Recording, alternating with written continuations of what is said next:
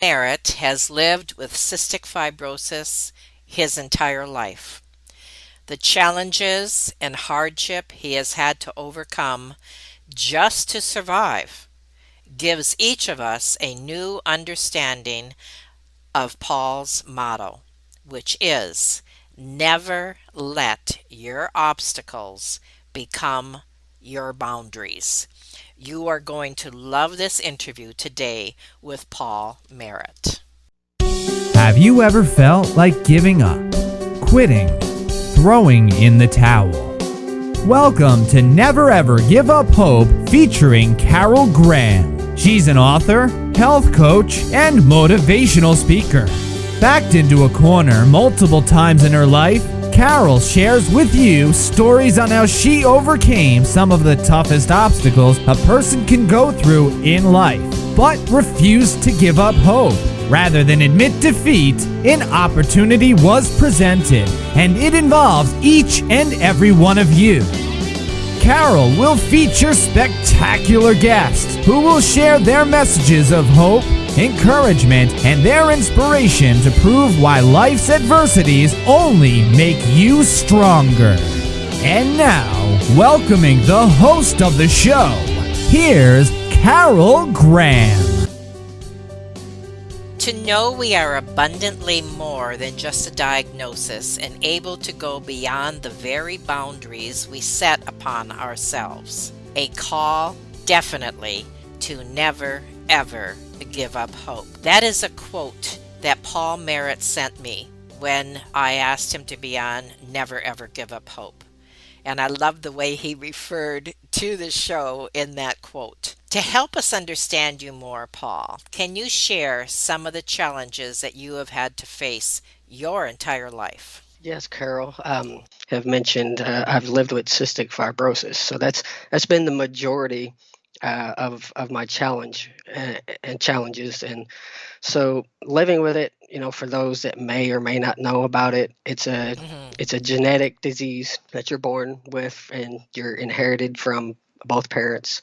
So each parent has to have a genetic mutation for a child to have it. I have an older brother that does not have it. So I was the fortunate one of us too to have that. But uh, even though all the aspects of it, the challenges, the hardships of it, with it affecting the lungs, the digestive system, and if it's just a multi-organ system disease. There's been a lot more public um, um, there's been a lot more public like movies and just education about it lately in the last few years. hmm Like hmm like the movie 5 Feet Apart. That's based Oh, off of yes. cystic fibrosis. So that's a very big movie. There's been others before it that were just less popular, I guess. But in the last few years, Heather Kingsbury is an author. She writes a book about a kid does rodeo, that a girl does rodeo, and it's just about her and her life with CF. So there's been plenty out there that's happened, and it's just in the public eye that's kind of made awareness, or more so. Can I just But interrupt you for just a moment and ask you, is it strictly genetic? yes, yes, it is strictly Interesting. genetic. Okay, okay. Yes, yes, it affects a little over 30,000 in the U.S. It's considered, like, for so long it took to get strides in medicine and development to treat it, because it is like considered an orphan disease. So it affecting such a small amount of people, it never got money from like government funding to help research. So the Cystic Fibrosis Foundation is one of the biggest contributors to CF research, and Hmm. so it's taken years, starting back in 2000 with kind of the completion of the Human Genome Project, and getting the map of the human gene was like one of the first steps where we knew, with Francis Collins as being part of one of those, and he's a big advocate for CF as well. But that was kind of the first stages of going along with being able to start and find really good treatment measures. Because before then, I mean, like when I was born in '86, you was told that, well, he's not going to likely live to be a teenager, if that, 12 years old maybe. Very, very few children born with it in the early 80s and things like that. And years ago, you didn't make it to adolescence hardly because of it. So the amount of medicine that has come along just over the years for that. But from the beginning, it's been a challenge. Even then, being a kid, Of we had course. very little treatments. And my treatment was a nebulizer breathing treatment. That was like one of the main things, and I did them every day, 3 or 4 times a day. And then I took enzymes to help supplement the pancreatic issues that would come up with it. So Oh, my to word. every time I eat, when I was a baby, family would, it was kind of, there was perks to it. I will say that, because I'd have to take these enzymes anytime I'd eat anything. But as a kid, one of the fun parts of it was they'd have to get opened up because I was too small to swallow a capsule. Mm-hmm. So I'd get applesauce or some kind of ice cream or something before I'd get to eat a meal. So, so I always looked at it. Hey, that was an advantage, even though I Ah, had to deal with all this. It means I got kind of, I guess maybe spoiled with getting dessert before dinner kind of thing a sometimes. good way to look at it. Yes, yeah, but it still had its many challenges with the lungs, which are the main aspect that are affected. Causes multiple infections in the lungs, Mm. and so that's where the treatments, where you end up going in the hospital. With at least a minimum of 2 weeks of IV antibiotics, and it was just a standard in a daily life of a CF patient. So it was always something whenever flu season would come around, because now with all the COVID stuff, it's been like, well, now a lot of people around kind of see what I've had to deal with really my whole life, with the mask Mm. wearing and the concern of just general flu. I've had to worry about those things, and many times if I would Mm-hmm. catch Mm-hmm. it, you land in the hospital for a 2 week regimen of antibiotics typically. So that's just kind of the beginning of challenges that it presents. Just in the beginning, when I was a kid, it was like that, and I spent many days in the hospital, and almost got to know hospital staff and nurses just as much and as close as family. So, what did you learn through this? As a kid, I really, I never felt like it was a burden. I don't know why. I knew there were challenges, but I always felt like I learned so much from just honestly feeling different. Because I did. I mean, as a kid, Mm. at school, I went to the nurse before I went to lunch because I had to go take my medicine, and it kind of put me in a sometimes awkward feeling position of feeling so different, and what that does to when you're an adolescent and a kid. Yes, yes. You almost looked upon. You're like, I feel like I know I'm different, so it's almost a negative thing that's looked upon. But I learned to be able to embrace those things over time. I Wow. wasn't good at it at first. It was always something for a long time that I hid. Nobody. I would not talk about it. I didn't bring it up. I wasn't open about it. But over time, I learned that difference kind of really gave me an ability to show through the things I would do. Like as a kid, I loved baseball. Baseball was my life. I played little league. That was my thing. I was uh, with CF. You don't tend to get the nutrients, and you don't grow as fast. So I was a really small child, very Mm-hmm. small. Mm-hmm. But I played little league with everybody else, and I was so much smaller than everybody else. Everybody else almost looked like giants.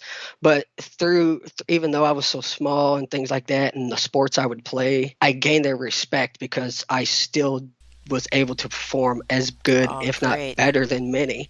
So Mm. I learned to embrace those things, those challenges through going along, and not letting my illness, my disease, prevent me from doing the best I could. And I made sure every time I went and played a baseball game, I played basketball or something like that. Like it was a love of the game thing for me. It was never well, I feel like I have to prove people wrong because I'm so small. It was just I love the game, and I think I was in many ways blessed to be able to see things differently than everybody else through that same eye, those same eyes of everybody else who didn't have to deal with those things that I did on all the time. There was a time when I was a kid during one of our tournaments at the end of the season. I ended up in the hospital and I was so upset and I was on home IVs. I told mom and dad, I said, hey, I want to play in our tournament. It's our last few games of the year. We wasn't very good. So I didn't think we'd go very far in the tournament. But to me, it was important. And Yes. I was at home and I had IV in my arm because I'd get my antibiotics at home and I said I want to take out my IV and go play my game, and they let me do that. They was okay with me taking my IV out, even though they told me, hey, we do this, we have to call the nurse and they're just going to come out and you have to get poked again. Well, that's another thing of CF. When you get jabs and pokes, and it's a constant revolving or turning door of just pokes and labs and things. And I said, that's okay. I want to go play my game. I went and played the game. We didn't win, but I pitched that game even. So, and then later that night, afterwards, or maybe I think the next morning, because it was a little late. I don't remember exactly, but when nurse come out and I had to get a new IV and restart my antibiotics. But I did not want to miss that game, and so those kind of things. Though I knew to participate in that game, knew well a little bit of pain or something was going to come later, and so I embraced that, and I had this sense of not letting anything stop me from doing anything. So that was a big part of as I grew older and started to embrace those things more and more. And I never was real great comfortably with telling people about my illness. I didn't make it at the forefront of me. Yes. And it because I didn't want that to be, I guess as a kid, I was like, well, I don't want that to be known. Hey, that's the kid with cystic fibrosis. Even though later on, there was many that knew about it. Like when I was in high school, many knew about it, but we was friends and all that, and nothing. It was never. I had great friends in school, and they were just they knew that, and they knew things that I didn't realize they knew, but it was never made at the forefront as I was labeled as just that kind of person, that just somebody with a disease. Because the many things I did definitely would show different, because many wouldn't believe I'd be able to do some of the things I did because of me having disease. So it almost felt like I was able to inspire others by showing that. Because my best friend in Little League, we was attached at the hip, me and my friend Monty, and we were best friends all them years. And he was, I think he was probably 2 foot taller than me, but we, he had my respect and I had his, because we were just that way. And he realized, and many others knew, that I wasn't going to let CF stop me from doing those things and providing an inspiration or preventing me from anything. So you had a determination. Now, do you think that was something that your parents taught you, or were you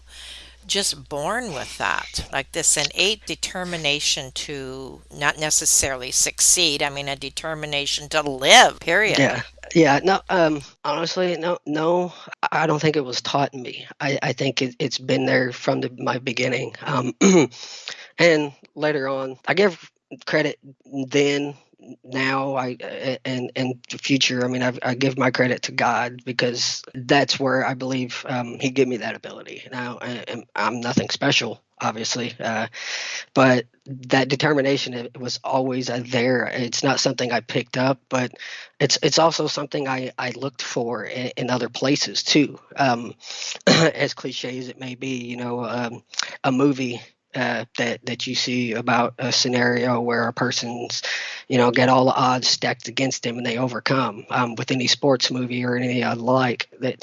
I looked for those inspirations too, and those kind of things. And Yes. inspired me. So I figured, if anything, when I would see a movie or see something like that close to it, and it's like, I see they can do it. I know I can do that. I had that determination, and I believe it's always been there. It's never something I was really just taught by any individual, but I also looked for inspiration in many places too, to draw that same inspiration from. So I could go out and try to do that same thing, to mimic that. Well, what you feed will grow. Yes. And that was your attitude, and what you don't feed will die. And obviously you were feeding your faith, your determination, your belief structure, and that grew, and that has probably sustained you even more than you'll probably ever know. I agree with that statement 100% because there are times where I'm like, there's no way I can get through this, or there's no way I can deal with another round of hospital stay, or another negative thing coming from a doctor, another thing, that just felt like it's gonna knock me down, and then that final, now I can't get back up. I did. I was able to sustain it somehow, and the only way now, all my credit goes to the Lord for that. Well, now, many people have faced adversity, and I think, as you mentioned earlier, because of COVID, many more are facing it that possibly did not have to before. So, what can you share as some of the keys to getting over adversity in your life? Knowing that when you get to a point to where you don't know where to go, where to look, or if you're at that point of I've had enough of giving up. There are plenty resources, and mine was always, and more so as I got older, but always looking to others to kind of help.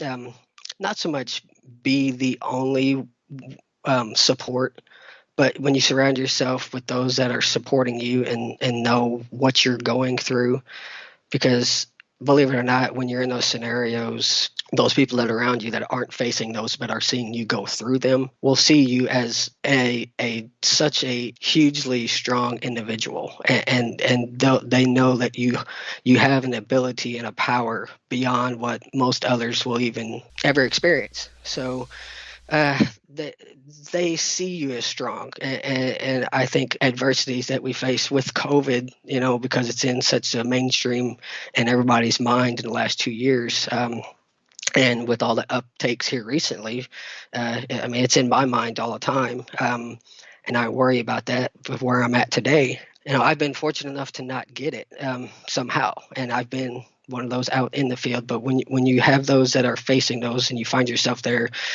with the Lord and Scripture and faith, but when hugely in faith, no matter what. If it's, I mean, faith doesn't just have to be in just in God. You have to have the faith in yourself as well. I draw a lot of faith from the Lord for it, and I pray whenever I get to those points. But I also feel that there are others around us that will carry that faith for us whenever we're that low and we feel like we can't stand and keep carrying the burdens that are on our shoulders. There's many days I've felt that way, and somehow, some way, something. And I think those are through the Lord, to where everything that we encounter and those that come around us, and everything's for a reason, because it says there's a time for everything. There's a time to reap, there's a time to sow, like Scripture says. I mean, there's timings, and those are essential, and I think they're there even though we may not see them at all. So have faith in yourself still. I know it may be small. Faith of a mustard seed would move a mountain if you just have enough of it, and it doesn't take just such a small amount of faith in yourself and God, and then others that have faith in you, and you can move whatever mountain and get across whatever boundary that you may be coming to or facing that day, and take it a little by little. Even you don't have to look for a huge gain in one day. I mean, a little bit every step. One step and a journey of 1,000 miles starts with that first step. So take it little by little, and find your faith in those things. How did you cope when you would overhear things such as, oh, he can't do that, he's too sick, he's too weak? And I have a quote here from you in response to that I just loved, and I'd like you to address that. And that is this: the size of the fight in the dog is what gets you there. So I know you addressed this already a little bit. Expound a little bit more on that. When I was 19 years old, just after high school, I got in the laborers union, and just got out in the work, the work world. My dad was a laborer for all his life, and I had many family members that were in unions here. And so I jumped in it, and being in such a tough industry with construction, and I was placed in many places that I probably should have put myself in, but the amount of work those kind of things and those jobs take, you're surrounded by many people that's big guys. To kind of give you an example of that question of where, oh, you're too sick, you're too ill. Well, all them years I worked construction just about, or at least 3/4 of it. I done it with about half the amount of lung function anybody else did. And I sat around, probably 50, 60% lung function. Nobody knew that, obviously, when I worked with them, but we would do these big, heavy jobs, and I done a lot of what's called refractory work, and the intensity of those jobs alone would put anybody down. The heat of the summers, it doesn't take nothing. Some of the places we are, they're hot environments. They're hard work, and I give it to everybody and anybody that does those jobs, sick or well. But I worked for a guy named Dave Goodman he was a foreman, and this individual he was a friend of my cousin's who was in a carpenter's, and they grew up together. But I worked for him, and he told me one day, he said, if I had a crew, and just half a crew, that had just as much heart as you did, he said, I would never ever need anybody else again to work with me. And that stuck with me. Of course. It was a comment that I greatly appreciated, and just having heart in all those tough situations that you find yourself in, whether you're ill or not. Get on your other part of the question about that with the keys. Having heart. I think having heart is a huge contributor to keeping you going. The go back to the sports reference. You see so many people and some of the best players and things like that you see. They have heart, and those that have challenges and of illness and things like that nature, you still have to have heart. And that heart and that willpower. Willpower is another one. Just, somebody's going to say, yeah, you can't do it because you're too sick. Guess what? There's miracles every day that an individual does something that there's, by all the data and statistics in the world, that says you wouldn't be able to do that. It's been done. There's tons of stories out there you can read of. Just a example for this summer, we've had the Olympics going on. Look at all those people that's going to be and doing things in the Paralympics, and the disabled people that are doing so many things that a regular individual is like, there's no way I'd be able to do that. That would kill me. I'd be on the sidelines dying. Just look at those inspirations. The heart of those individuals is immaculate. There's that, and that's just excluding faith. Just the heart alone is another huge key part of an individual, of what they can accomplish.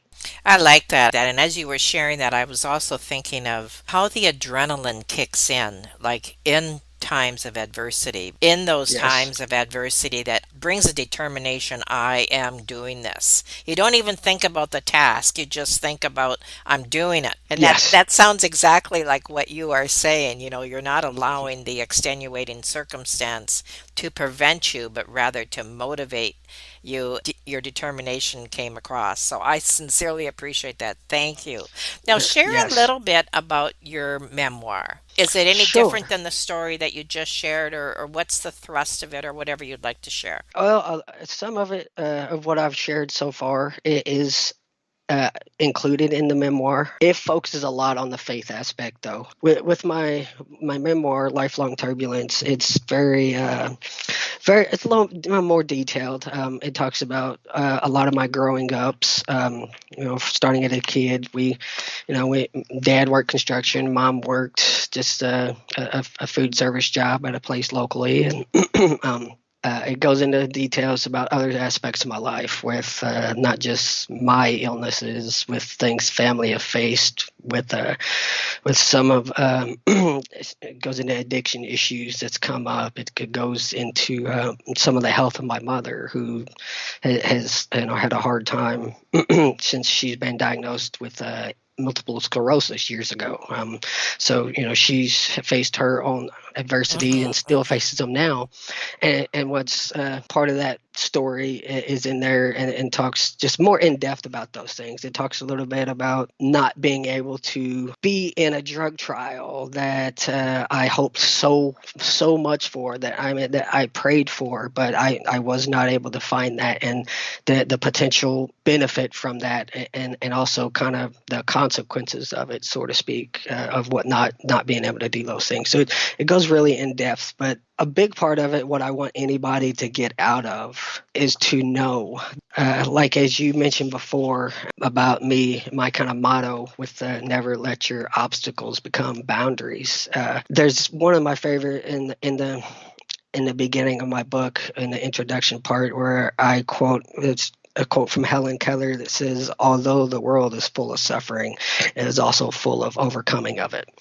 And it's one of my favorites that I included in there, because it highlights so much of illnesses, of the tribulations, of the turbulence, of the adversities that we all go through. I mean, there are all so many different levels. Right. But knowing at the end of the book, turn that last page, knowing that there's inspiration, there's faith, and all those things that we've discussed, and in those moments where you find yourself in that don't lose hope. As your podcast is named, Never Ever Give Up Hope, and I love that name because it's so true. It is. It's a wonderful naming of such a small thing that can make such a big benefit in our lives. Well, I thank you for that. And we are going to take a very short 30-second break. And when we come back, I want to talk about your other book. And I find this title very interesting, The Best of Disease and Simple Ways to Improve. So we'll be right back. Carol Graham would like to show you the path from misery to miraculous triumph in her fast-paced memoir, Battered Hope. She relates her determination to succeed as someone who experienced one horrendous nightmare after another: gang raped and left for dead, loss of a child, husband falsely imprisoned, and cancer. Nothing could break her tenacity or faith. No matter what you face, heartache, loss, suffering, or injustice, Carol will illustrate how she became a victor the same way you can. The secret is to never, ever give up hope.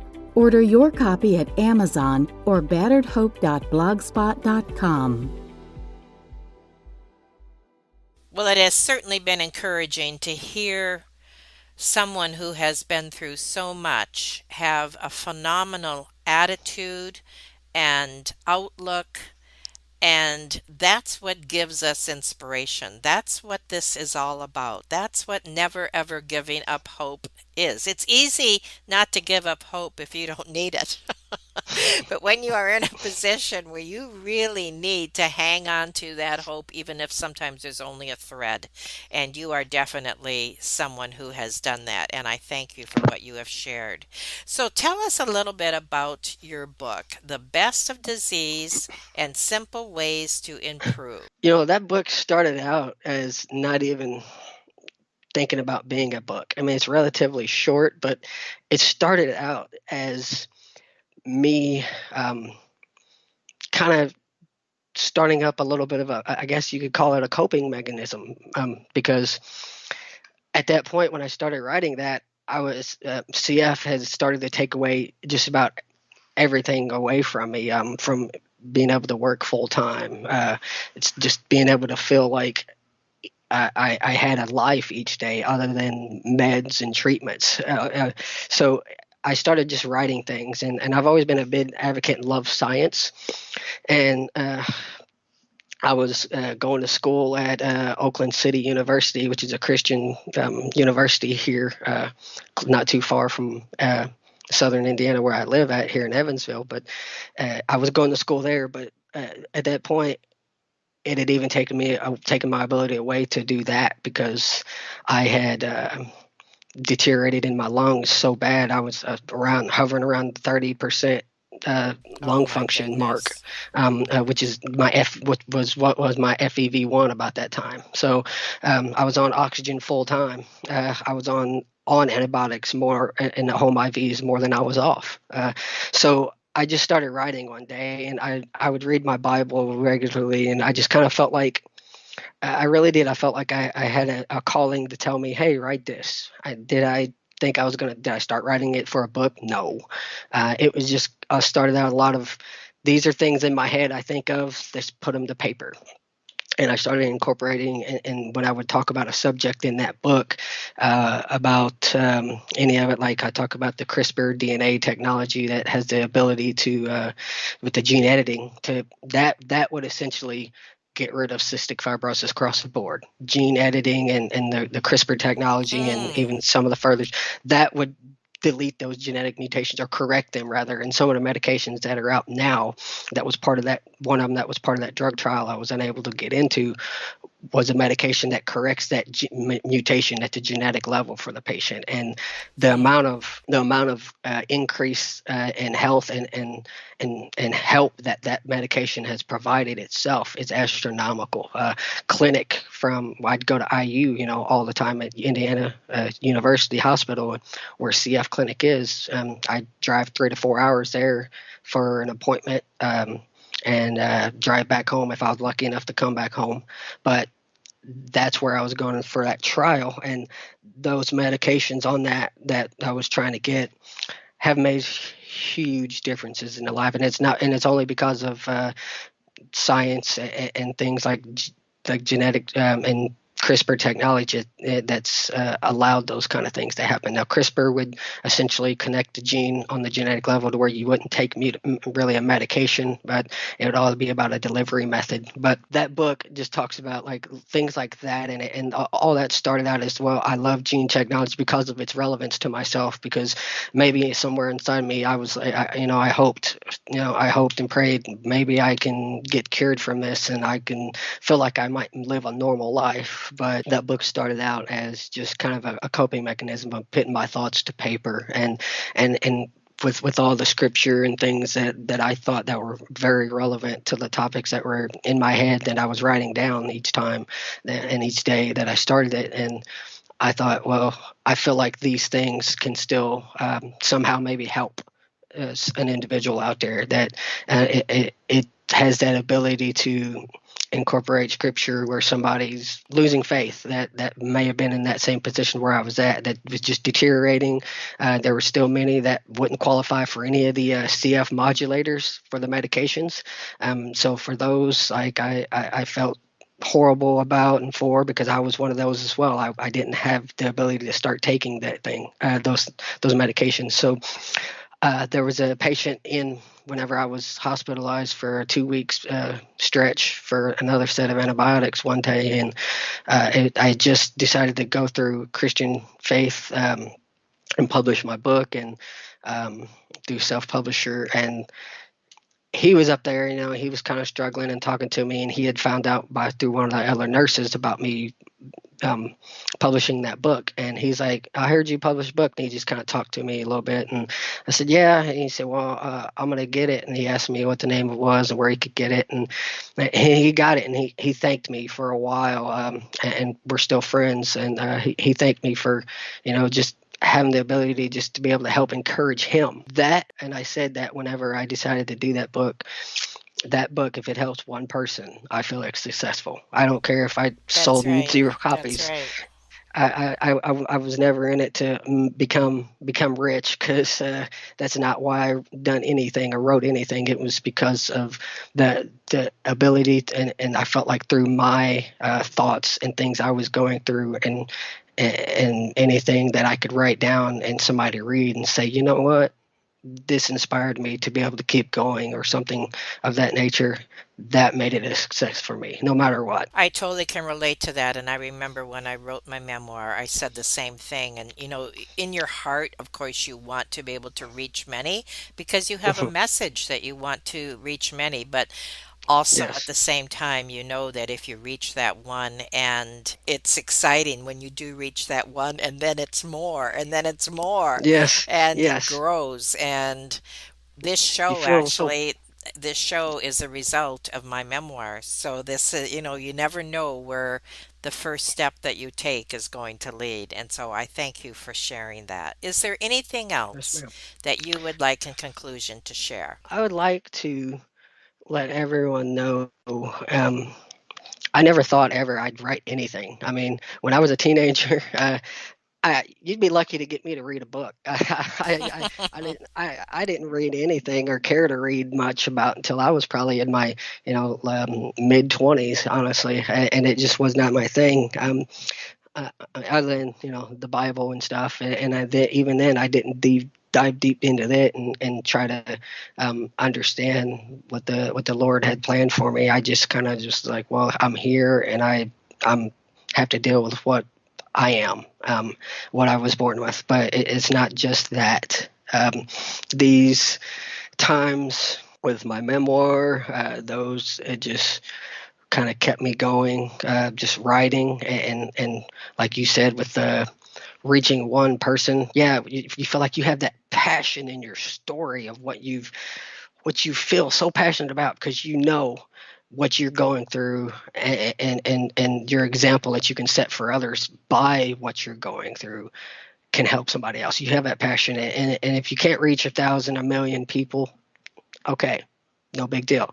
Because what did God say? He would leave the 99 to go find and get back the one, right? So um, he does that. So it's not about always the 99. It's about that one individual, because one individual can make a difference of millions of others. So That's right. if we focus on that one individual and not worry so much about the reaching the millions or thousands of others, not that we wouldn't if we had the chance. Yeah, we want to. If we can go speak to a crowd of 1,000,000 people and make 1,000,000 different lives better by our story and our adversity, of course we would. But that one, though, may be able to make a bigger impact on more people than what you may be able to. So that 99 and going for the one, that remembering that one individual is not left out no matter what.